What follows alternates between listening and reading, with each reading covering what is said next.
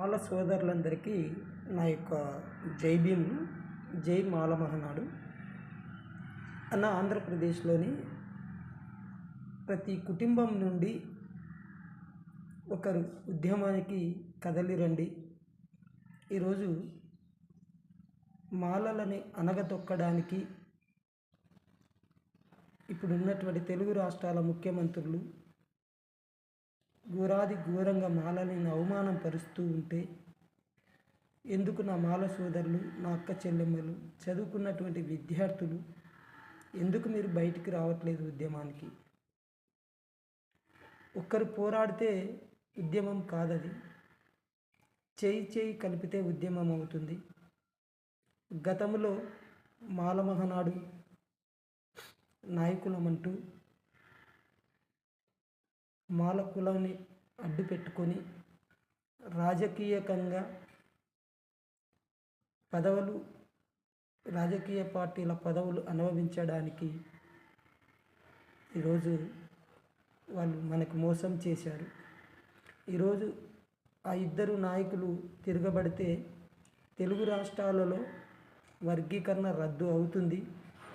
దయచేసి జూపూడి ప్రభాకర్ సార్, కారం శివాజీ సార్, దయచేసి మీరు వర్గీకరణ రద్దు అయ్యేంత వరకు మీరు ఉద్యమం చేయాలి.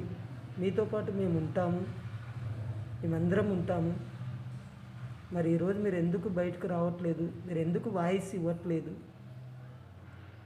ఎందుకు వర్గీకరణ రద్దు అయింది? రద్దు చేపించాలన్న ఆలోచన మీకు లేదా? చెప్పండి సార్. దయచేసి ఇప్పటికైనా మాలల పైన మీకు ప్రేమ, అభిమానం ఉంటే మా పేర్లు చెప్పుకొని మాల కులస్థులమని చెప్పుకొని మీరు పదవులు అనుభవించారు. మరి ఆ పదవులతో పాటు ఈరోజు వర్గీకరణ జరిగింది. ఆ వర్గీకరణ రద్దు చేయడానికి మీరు ఎందుకు ముందరికి రావట్లేదు? దయచేసి అర్థం చేసుకోండి. మాలలని అనగదొక్కుతూ ఉంటే మీరు ఎందుకు మౌనంగా ఉన్నారో తెలియదు. మరి ఈరోజు మీరు కూడా వస్తే వేలాది మంది మాల సోదరులు, మాల అక్క చెల్లెమ్మలు బయటకు వస్తారు. దయచేసి ఇప్పటికైనా అర్థం చేసుకొని జూపూడి సార్, కారం శివాజీ సార్, మీరు బయటికి రండి. ఉద్యమానికి మేమంతా రెడీగా ఉన్నాం మీతో నడవడానికి. ఇప్పుడు రత్నాకర్ సారు జిల్లా రాష్ట్రాలు తిరుగుతూ ఉన్నారు. మరి అలాంటి ఉద్యమకారుడు మాలల కోసమే చేస్తున్నారు కాబట్టి మీరు కూడా సీనియర్లు, మీరు రండి. మీరు బయటికి రండి. ముందు బయటకు వస్తే మీతో పాటు కొన్ని వేలాది మంది మాలలు బయటకు కదులుతారు. దయచేసి అర్థం చేసుకోండి సార్. ప్రతి మాల కుటుంబంలో ఉన్నటువంటి ప్రతి యువకులు, అక్క చెల్లెమ్మలు అందరూ కూడా రావాలి.